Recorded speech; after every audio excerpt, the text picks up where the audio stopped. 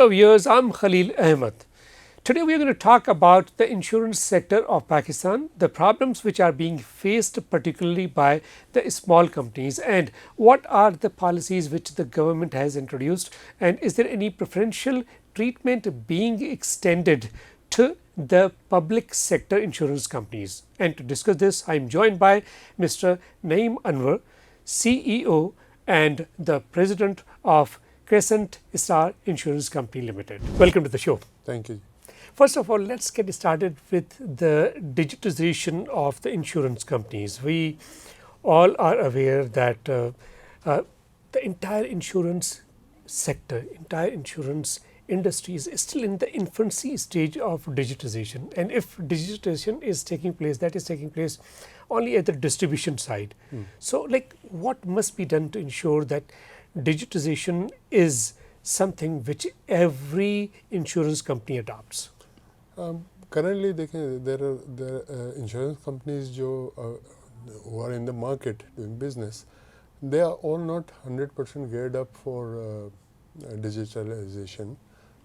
कुछ नई कंपनीज आई हैं जो आई इसी बेसिस पे हैं, माइक्रो इंश्योरेंस के हिसाब से. तो माइक्रो का काम तो आप ये अभी हो सकता है, जिसमें कैपिटल रिक्वायरमेंट्स भी कम है. उसमें 50 मिलियन की है, वैसे ज़्यादा रिक्वायरमेंट्स हैं. तो वो डिजिटल के जो कंपनीज अभी आई हैं और लोग सोच रहे हैं वो थोड़ा साइज़ छोटे पे एड्रेस करने जा रहे हैं कि जी माइक्रो उसके हिसाब से जाएं, इंडिविजुअल कस्टमर्स को जाएं.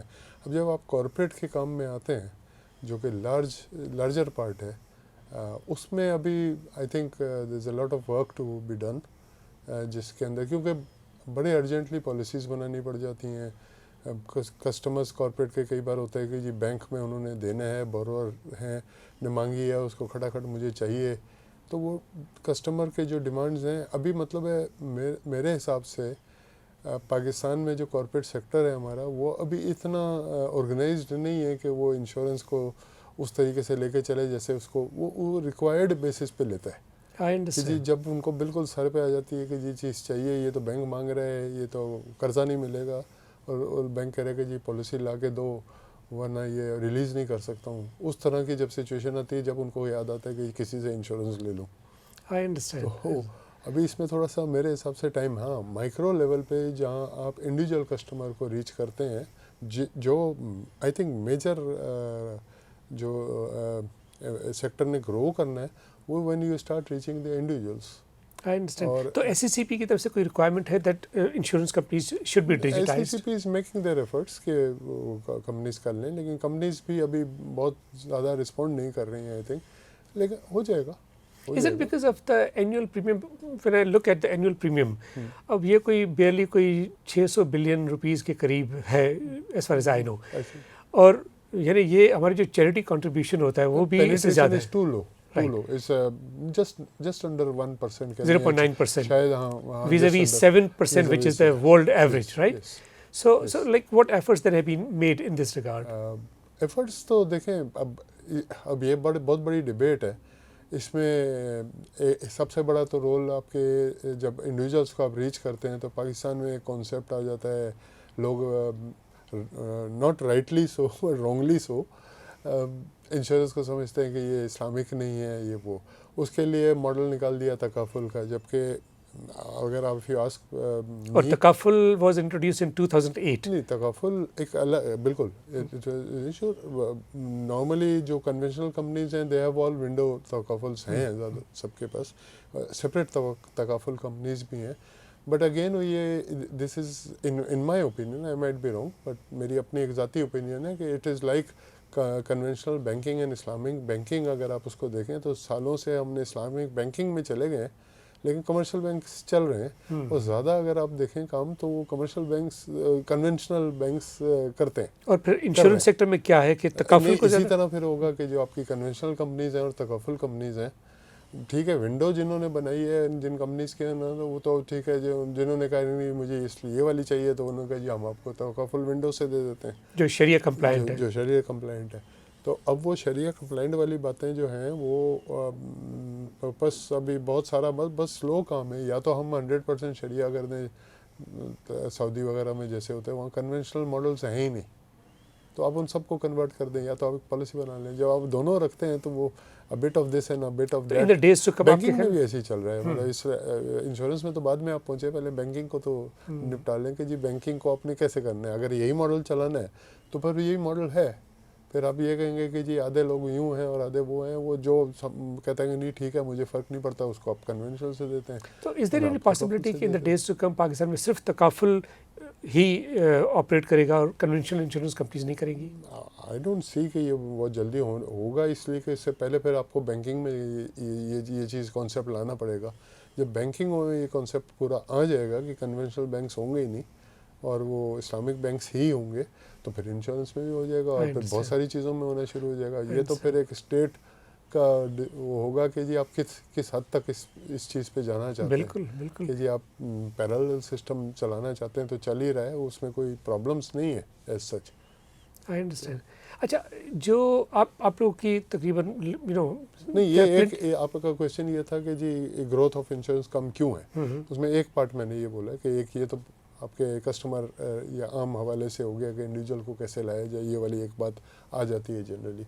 अच्छा, एक जो है वो मैं पहले भी बहुत अक्सर कई इंटरव्यूज़ में या इधर उधर बोलता रहता हूँ कि आम आदमी से आप अगर इंश्योरेंस बोलेंगे ना तो उसका दिमाग में लाइफ में जाता है कि जी वो शायद लाइफ के लिए है। एग्जैक्टली। तो वो जनरल अवेयरनेस है नहीं है, अवेयरनेस ही नहीं है लाइफ की। तो फिर भी लोग इंश्योरेंस को समझते ही लाइफ है, उनको ये नहीं पता कि भाई इंश्योरेंस तो एक जनरल इंश्योरेंस जो है वो तो आपका स्टॉक है, आपकी बिल्डिंग है, आपका घर है, आपका फ्रीज़र है, कुछ भी आप इंश्योर करा सकते हैं। फिर हेल्थ में आ जाएं, फिर आप पर्सनल एक्सीडेंट में आ जाएं। हेल्थ की इंश्योरेंस किसी हद तक बड़ी है। हेल्थ इंश्योरेंस बड़ी है। हेल्थ इंश्योरेंस कल मैं रात कहीं बैठा हुआ था किसी अफ्तार में, तो यही टॉपिक चल रहा था। मैंने कहा ये तो 15 साल से जो आप बात कर रहे हैं 15 साल से। उन्होंने कहा जी गवर्नमेंट चाह रही है कि जी हेल्थ हर आदमी के पास हो। मैंने कहा ये 15 से 20 साल से तो मैं देख रहा हूँ, इससे पहले मेरे से पहले अगर कोई देख रहा होगा तो वो भी देख रहा होगा। एग्जैक्टली। अभी तक कई बातें हो चुकी कि जी हेल्थ मैंडेटरी होना चाहिए, हर बंदे पर होना चाहिए। देखें ना, आप जाएँ UAE में जाएँ,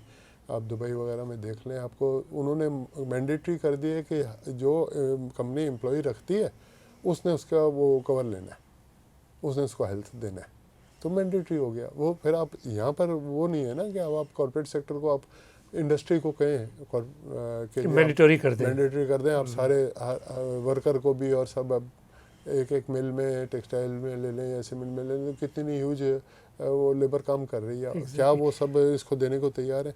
जब वो देंगे वो शोर मचाना शुरू कर देंगे, हमारी कॉस्ट बढ़ गई। अच्छा नईम साहब, ये बताएं कि अब there are hundreds of products which are being offered by insurance companies, और ये जो टच पॉइंट्स है फॉर इंस्टेंस फील्ड एजेंट्स के ज़रिए, फिर बैंक्स के ज़रिए, या फिर वेबसाइट्स के ज़रिए, या फिर आप लोग जो टेलीकॉम ऑपरेटर्स उनके ज़रिए अप्रोच करते हैं, कितना इफेक्टिव रहा है और क्या चीज़ ज़्यादा इफेक्टिव रही है in terms of the touch points? नहीं, अगेन वही, वो जब आप इंडिविजुअल कस्टमर को हिट करते हैं तो आप कॉल सेंटर के थ्रू या फलाने को फ़ोन करते हैं। अब वो कॉल सेंटर के इतने फ़ोन हर एक की आते हैं कि लोग मैं खुद उठाता हूँ, नहीं बेबी मुझे कुछ नहीं चाहिए, नहीं भैया हमें कुछ नहीं चाहिए, बंद कर देते हैं फ़ोन।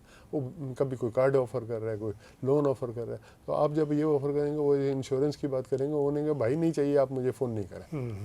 तो आप जो रीच करेंगे आप कॉल सेंटर से या वेबसाइट से, ये लोग अभी गेयर्ड अप नहीं है, हमारी मार्केट गेयर्ड अप नहीं है। लेकिन हैविंग सेड दैट, देखें इसमें यहाँ तो हम बहुत जल्दी इस साइड पे चले जाते हैं कि इसको डिजिटलाइजेशन से बढ़ाएं। आप का तो अभी बहुत बड़ा कॉर्पोरेट सेक्टर मौजूद है जिसको हर सूरत लेनी है और वो नहीं लेते हैं। और वो जिस दिन उनको कोई खुदा नस्ता हादसा हो जाता है तो वो कहते हैं, वरना उनके पास जाएँ वो कहते हैं अल्लाह तवक्कल, हम तो भाई नहीं लेते हैं, बस अल्लाह खैर करे। जब आप ऐसा कोई हमारा एजेंट या कोई सेल्स वाला बोल देता है कि जी देखें ये तो, नहीं आपने ये कैसी बात की, हमारे पर क्यों क्लेम आएगा। लेकिन जिस दिन खुदा न खास्ता आ जाता है उस दिन वो कहते हैं कि नहीं होनी चाहिए थी, अब मुझे बहुत बड़ा लॉस हो गया, मैं तो मार्केट से आउट हो गया हूँ, मैं फलाना हो गया हूँ। अभी कुछ अर्सा पहले बात हो रही थी कि securities and exchange commission of Pakistan इस चीज़ को कंसिडर कर रहा है कि इंश्योरेंस ऑर्डिनेंस में कुछ अमेंडमेंट लाई जाए ताकि एक इंश्योरेंस इंफॉर्मेशन ब्यूरो इस्टेब्लिश किया जाए। अमेंड कर भी दिया है वो सब, वो ड्राफ्ट उस पर आकर इंश्योरेंस एसोसिएशन से होके, कमेंट्स से होके काफ़ी अमेंडमेंट्स आ गई हैं, चीज़ें की हैं उन्होंने काफ़ी। तो उसमें जो गवर्नेंस, पर्टिकुलरली हम रेगुलेटरी गवर्नेंस की बात करें तो रेगुलेटरी गवर्नेंस फ्रेमवर्क में बेहतरी आएगी उसके ज़रिए? आनी चाहिए, लेकिन देखें अभी मतलब मैं समझता हूँ ओवर रीच भी है रेगुलेटर का। मतलब जिस इंडस्ट्री को ग्रो करना है उसको अगर आप बहुत नोटिस देंगे या बहुत छोटे कॉमा फुल स्टॉपों पे पकड़ेंगे या नोटिस देंगे, पेनल्टियाँ लगाएंगे या चीज़ें करेंगे, तो वो लोग थोड़ा सा वो होता है। ग्रोइंग इंडस्ट्री को आपको थोड़ा सा इंसेंटिवाइज करना पड़ता है और ओवरलुक करना पड़ता है रेगुलेशंस को कि जी अच्छा चले आप टू ग्रोथ सर्टेन हो जाए एक्सटेंट। To certain extent. मैं ये नहीं कह रहा हूँ कि मतलब बिल्कुल जाहिर है ये रेगुलेटर का रोल अपना है एग्जैक्टली। और रेगुलेटेड इंडस्ट्री है, इट्स लाइक बैंकिंग। तो फाइनेंशियल इंस्टीट्यूशंस है ना, ये देखा जाए तो आप मतलब आप रेगुलेटेड हैं, बैंक्स रेगुलेटेड हैं, insurance is heavily regulated which is fine. Regulator का रोल तो हुए बगैर आप रेगुलेटेड इंडस्ट्री नहीं चला सकते, फिर तो सब आए बाएँ शाएँ हो जाएगा। तो वो नहीं होना चाहिए, लेकिन और रीच भी नहीं होना चाहिए। आप उनको ग्रो करने का दें और थोड़ा थोड़ा करके, क्योंकि अभी आप देखें आप मेरा ख्याल है पहले भी मैंने कुछ जगहों पर ये बात हमेशा आती थी, ये 3 कंपनीज बड़ी होती थी, आदमजी, एफयू और जुबली, और इसी पर और बाकी 30 कंपनियां जो हैं वो किसी उस लेवल पे नहीं आती थी। उस वक्त ये 85% ये 3 होती थी और बाकी 15 होती थी। लेकिन अब आस्ते आस्ते देखें मेरे हिसाब से 60-40 तो हो गया होगा। I understand. उसमें ये नहीं है कि उन्होंने वो ग्रो नहीं हुई हैं, वो बहुत ज़्यादा ग्रो हुई हैं, लेकिन जो दूसरी कंपनीज थी वो ग्रो हुई हैं, वो 15 से ऊपर आई हैं, यानी उन्होंने अपनी परसेंटेज अपना रोल बढ़ा दिया। अच्छा, अब इसी पे एक सवाल ये एक्चुअली सामने आता है कि पाकिस्तान में अक्सर ये समझा जाता है कि जो पब्लिक सेक्टर इंश्योरर्स हैं उनको प्रेफरेंस दी जाती है। पर्टिकुलरली हम जब पब्लिक सेक्टर प्रॉपर्टी इंश्योरेंस की बात करते हैं तो ये बात की जाती है कि जी पाकिस्तान में गवर्नमेंट की तरफ से 4 इंश्योरेंस कंपनी जो पब्लिक सेक्टर की, particularly state life insurance company की बात करें, ठीक है, इसके अलावा फिर हम बात करें नेशनल इंश्योरेंस कंपनी की बात करें, या फिर अगर हम बात करें तो पाकिस्तान री इंश्योरेंस कंपनी। री इंश्योरेंस तो अलग एक चीज़ हो गई, वो इंश्योरेंस नहीं है, री इंश्योरेंस है। तो टोटल उसमें भी एक मेरा व्यू है कि री इंश्योरेंस सिर्फ पाकिस्तान री इंश्योरेंस एक है और ज़्यादा होनी चाहिए। ये एक अलग मार्केट है पाकिस्तान में, री इंश्योरेंस कंपनीज आनी चाहिए और वो बाहर से भी लोग, हम री इंश्योरेंस बाहर कराते हैं तो ऐसा भी होना चाहिए ना कि जी लोग बाहर से भी इधर कराएं, शेयर दे दें कम से कम। तो आपके पास सिर्फ गवर्नमेंट ओन्ड PRCL है पाकिस्तान री इंश्योरेंस, प्राइवेट सेक्टर में री इंश्योरेंस अलाउ होनी चाहिए। I understand. तो ये बहुत बड़ी मार्केट है। अगेन इंश्योरेंस के अंदर ही री इंश्योरेंस है। That's right. तो पब्लिक सेक्टर कंपनीज को क्या आप समझते हैं कि ज़्यादा प्रेफरेंस दी जाती है, उनको एक प्रेफरेंशियल ट्रीटमेंट मिलता है? जितनी आपकी पब्लिक प्रॉपर्टीज़ हैं, ये गवर्नमेंट ओन्ड चीज़ें, वो सब NICL करती है। ये बार खत्म होनी चाहिए। NICL should be able to insure private sector also and private sector should be able to insure। तो लेवल प्लेइंग फील्ड जो है लेवल प्लेइंग नहीं है, प्राइवेट इंश्योर को नहीं मिलता। नहीं, वहाँ प्रोटेक्शन है कि NICL ही कर सकता है। करेगी। I understand. तो ये प्रेफरेंशियल ट्रीटमेंट आप समझते हैं कि रेगुलेटर को, जाहिर है इस पे तो रेगुलेटर को देख रहे हैं ना कि ताकि प्राइवेट सेक्टर को मार्केट फोर्सेस को करने दें ना, जो कम्पीट करेगा, जो अच्छा रेट्स देगा या अच्छी टर्म्स कंडीशन देगा उसको करने दें। प्राइवेट सेक्टर को पब्लिक प्रॉपर्टीज करने दें और पब्लिक NICL को अलाउ करें, वो प्राइवेट। तो इस सिलसिले में इंश्योरेंस एसोसिएशन ऑफ पाकिस्तान का रोल कहाँ आता है? इंश्योरेंस एसोसिएशन ऑफ पाकिस्तान का रोल, मैं एसोसिएशन में एग्जीक्यूटिव कमेटी मेंबर काफ़ी दफ़ा रह चुका हूँ, वाइस चेयरमैन भी रह चुका हूँ, बट अब मैं काफ़ी डिसअपॉइंटेड हूँ उनके रोल से कि वो थिंग्स लाइक टैक्सेशन वगैरह के ऊपर तो बहुत कमिटीज़ बनाते हैं और रिप्रेजेंट करते हैं, but this is not the only area. ठीक है, टैक्स के इश्यूज़ जो भी है तो वो होने चाहिए, लेकिन अच्छा और मतलब मैंने इंश्योरेंस एसोसिएशन ऑफ पाकिस्तान को सजेस्ट भी किया है कई दफ़ा। अब तो मैं इतना रोल नहीं प्ले करता, मैं इलेक्शंस में होता था, आता था, अब नहीं करता इतना रोल, लेकिन कभी कभी दिल करता है तो उनको हम कोई लेटर वेटर लिख देते हैं। बल्कि कल हमने एक लेटर लिखा है, वो स्टॉक एक्सचेंज में पुकार पे लगाया हुआ, मैं आपको कॉपी दे दूंगा या आप वहाँ से ले लें। उसमें भी मैंने 1-2 पॉइंट्स को रेस किया है which I would like to discuss here also. तो वहाँ IAP को चाहिए कि वो थोड़ा सा रोल इसके प्ले ज़्यादा करे, जहाँ वो छोटी कंपनीज़ को जाके पूछें कि जी आप लोगों के मसले क्या हैं। वो चूँकि उनकी कमिटीज़ में तो वही इलेक्ट होकर आते हैं जो बड़ी कंपनियों में से, उन्हीं को वोट ज़्यादा मिल जाता है। और अब तो उसकी कमेटी का जो वो है बैलेंस है वो भी बड़ा ख़राब हो गया मेरे हिसाब से, ख़राब, sorry to use that word. But in the sense के देखें उसमें मेंबर होते थे 11 शायद, हाँ कमेटी के 11 मेंबर एग्जीक्यूटिव कमेटी के। तो उसके अंदर पहले था 2 लाइफ की रिज़र्व करते थे सीट्स। मैं उस ज़माने में ईयर्स अगो मैं ये कहता था रिज़र्व क्यों करते हैं, इलेक्शन लड़ें वो चाहे 5 ले लें। फिर उन्होंने इसकी 3 रिज़र्व कर दी, अभी रिसेंटली उन्होंने इसकी 5 रिज़र्व कर दी। तो अब 5 सीटों पे 11 में से आएंगी लाइफ वाले, ठीक है। तो मेरे हिसाब से वो 11 की 11 में आ जाए अगर इलेक्शन जीतते हैं। तो आप उसको सबको वो कर दें ना। रिजर्व का क्या मतलब है, आप उनको प्रोटेक्शन देना चाह रहे हैं कि वो ज़्यादा सीटें ले लें कमेटी में। तो आईएपी में मेरा ये एक बहुत बड़ा व्यू है कि it should be free for all. वो लाइफ चाहे तो 11 की 11 जीत ले, जनरल चाहे 11 की 11 जीत ले। और मेंबर्स की अगर हम बात करें तो अगर 42 कंपनीज हैं इंश्योरेंस कंपनीज इन पाकिस्तान, तो उसमें से कोई 38 तो मेंबर्स हैं इंश्योरेंस एसोसिएशन पाकिस्तान की। तो इसका मतलब कि तकरीबन हर कंपनी ही मेंबर है। तो देखें इंश्योरेंस एसोसिएशन ने एक काम और किया जिसमें बड़ी डिबेट होती थी एक ज़माने में। पहले उन्होंने स्टेट लाइफ को मेंबर बनाया, उसमें बहुत सारे मेंबर्स का व्यू था कि जी आप जो पब्लिक कंपनीज़ हैं उनको आप मेंबर ना बनाएं। लेकिन फिर सब ने कहा, ज़्यादा लोगों का ख्याल ये था कि नहीं जी इंश्योरेंस सेक्टर की एसोसिएशन है तो इसमें पब्लिक कंपनी हो तो वो भी मेंबर बन जाए, वो बना लिए। फिर उन्होंने पाकिस्तान री इंश्योरेंस को बनाया तो लोगों ने कहा कि जी री इंश्योरेंस तो कंपनी एक ही है पाकिस्तान में, इंश्योरेंस वाले सब मेंबर्स हैं, ये हमारी एसोसिएशन है, इसमें आप री इंश्योरर को क्यों ला रहे हो। फिर वही व्यू आया कि नहीं जी इंश्योरेंस एज अ सेक्टर में हर तरह का रोल इसमें आ जाएगा तो अच्छा हो जाएगा, ठीक है जी, वो हो गया, उनको मेंबर बना लिया। फिर आया कि नेशनल इंश्योरेंस को क्यों मेंबर ना बनाया जाए, कि नहीं जी वो अब वहाँ तक उनको इंश्योरेंस एसोसिएशन ने वेव किया कि नेशनल इंश्योरेंस के अकाउंट्स ऑडिट नहीं हुए हैं कई सालों से, गवर्नमेंट की कंपनी है, उसमें कोई इश्यूज़ हैं। अच्छा वो आईपी की रिक्वायरमेंट है कि 3 साल के ऑडिटेड अकाउंट्स हुई है, वो भी वेव किया गया उनके लिए, उनको मेंबर बना लिया। तो प्रेफरेंशियल ट्रीटमेंट हर तरफ से मिल रही है, राइट? मेरे हिसाब से इस वक्त देखें जो हमारे पास 2 इदारे हैं, एक है पाकिस्तान इंश्योरेंस इंस्टीट्यूट और एक है Pakistan insurance association of Pakistan. मैं पाकिस्तान इंश्योरेंस इंस्टीट्यूट का अभी रिसेंटली चेयरमैन था, फिर मैंने किसी वजह से रिज़ाइन कर दिया था और again differing with lot of things.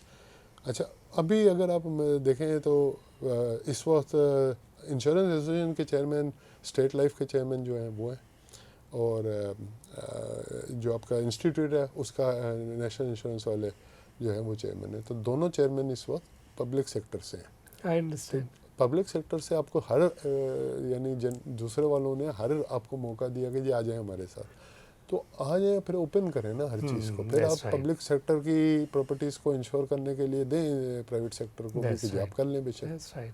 तो आपने जाके किसी पाकिस्तान रेलवे को इंश्योर कर दें या PIA को करें, फलाने को करें, तो आपके पास तो बड़े बड़े मारी गैस है तो फलाना है, तो ये बहुत बड़े प्रोजेक्ट्स हैं OGDC ये वो, इनको कौन इंश्योर करेगा। तो आप तो कंपटीशन लाए ना, आपको एक तरफ आपने कंपटीशन एक्ट बनाया हुआ है, उसकी सबसे बड़ी वायलेशन ये है कि जी आपने फिर इतने बड़ा कंपटीशन एक्ट की वायलेशन है जिस पे शोर मचाते है। बल्कि आप अगर हमारी क्रिसेंट स्टार की डायरेक्टर्स रिपोर्ट पढ़ेंगे तो रिपीटेडली हर रिपोर्ट में ये लिखा जाता है जानकर, ताकि इसको कोई पढ़े और उठाए, कोई नहीं उठाता क्योंकि हम छोटी कंपनी है तो कोई नहीं उठाएगा, ठीक है ना।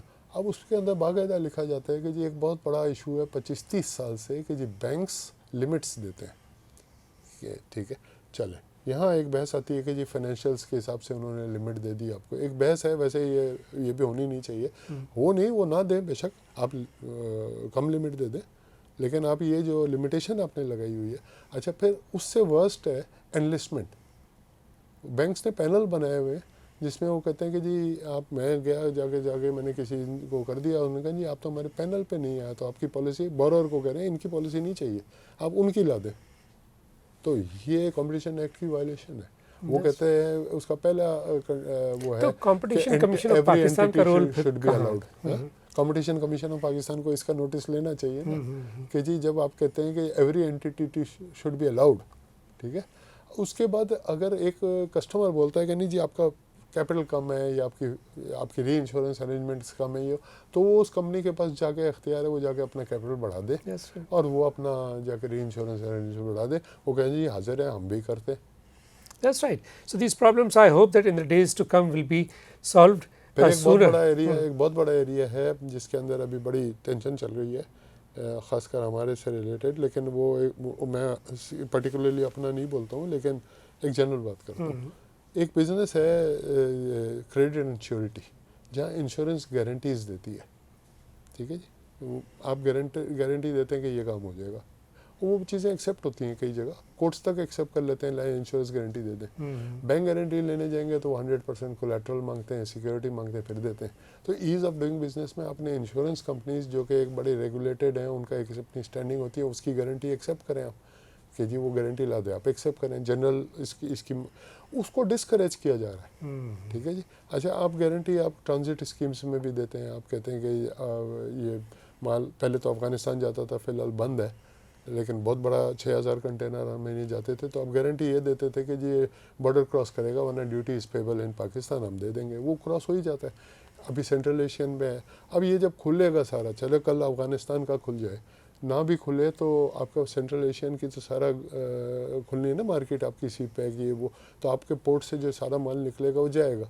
वो जब जाएगा तो गारंटी चाहिए होगी ना किसी की कि जी आप गारंटी दे दें ड्यूटी अमाउंट की कि ये बॉर्डर ना क्रॉस किया तो this goods have been consumed in Pakistan, so उसके पर ड्यूटी लागू है, तो आप दें ना। तो आपने जब इसको पेनलाइज करना शुरू किया, वो बंद किया हुआ कि आप गारंटियाँ क्यों देते हैं, आप पर सख्तियाँ हैं रेगुलेटर की कि जी आप ये नहीं करें।